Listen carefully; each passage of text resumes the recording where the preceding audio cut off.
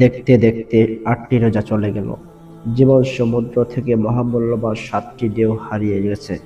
যারা রোজার মতো মহামূল্যবান নেয়ামত পেয়েও সুযোগ হেলায় নষ্ট করেছে, তাদের গত ৮টি দিন কেটেছে। আর যারা রমজানের আগে থেকেই ব্যাকুল বেকারার হয়ে রোজার জন্য অপেক্ষা করেছে, গত ৮টি দিন সিয়াম কিয়াম তারাবি তাহাজ্জুদ সাহরি ইফতার দান সদকায় নিজেকে ডুবিয়ে রেখেছে, তাদের দিন অতিবাহিত হয়েছে। তবে দুইয়ের মধ্যে পার্থক্য আকাশ পাতাল। কুলে আছড়ে পড়ার আগে আর পরে ঢেউয়ের দৃশ্য কি একই থাকে? কখনো নয়। আছড়ে পড়ার আগে ঢেউয়ের গর্জনে বুকে কাঁপন ধরে, আর আছড়ে পড়ার পর ঢেউয়ের নীরব প্রস্থান হৃদয়ে হাহাকার জাগায়। যে ঢেউ বুকে কাঁপন ধরিয়েছে, সেই ঢেউই খা খা জাগিয়ে বুকের পাঁজর ভেঙেছে। ঢেউ কিন্তু একই।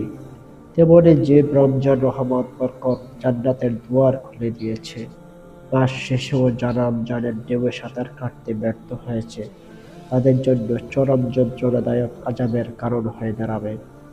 একটি বিখ্যাত হাদিস থেকে জানা যায়, একদিন মিম্বার দাঁড়িয়ে রাসূল সাল্লাল্লাহু আলাইহি ওয়াসাল্লাম প্রসঙ্গ ছাড়াই আমিন আমিন বলছিলেন। সাহাবীরা জানতে চাইলেন, এমনটি বলার রহস্য কি? রাসূল সাল্লাল্লাহু আলাইহি ওয়াসাল্লাম বলেন, জিবরাইল অভিশাপ দিয়েছে, আমি আমিন বলেছি।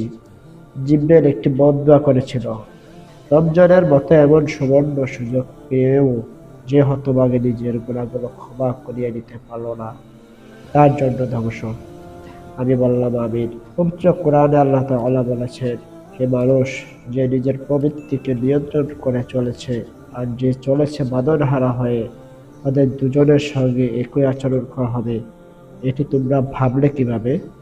বড়ই আশ্চর্য তোমাদের বিবেক বিবেচনাবোধ। আমাদের জীবন সমুদ্র থেকে রমজান নামক অতি মূল্যবান ৮টি ঢেউ চলে গেলেও আরও ২২টি ঢেউ এখনো বাকি আছে।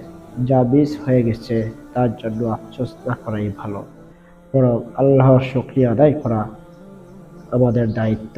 যারা ঘুমিয়ে আছে, তাদের ঘুম যেন আল্লাহ ভাঙিয়ে দেন। এখন ঢেউ কূলে আছড়ে পড়ছে। শাওয়ালের চাঁদ ওঠার সঙ্গে সঙ্গে ঢেউ মিলিয়ে যাবে। সে বড় করুণ দৃশ্য। মুমিনরা আনন্দ মাখা আফসোস করবে, মুনাফিকরা করবে আফসোস মাখা আনন্দ। মুমিনরা বলবে, হায়, যদি খোদার মেহমান কোরআনের মাসটি আরো কিছুদিন থাকতো তাহলে কতই না ভালো হতো। অন্যদিকে মুনাফিকরা বলবে, বিপদ বিপদ কেটে গেছে, এখন থেকে আর লুকিয়ে আড়ালে আবডালে খেতে হবে না।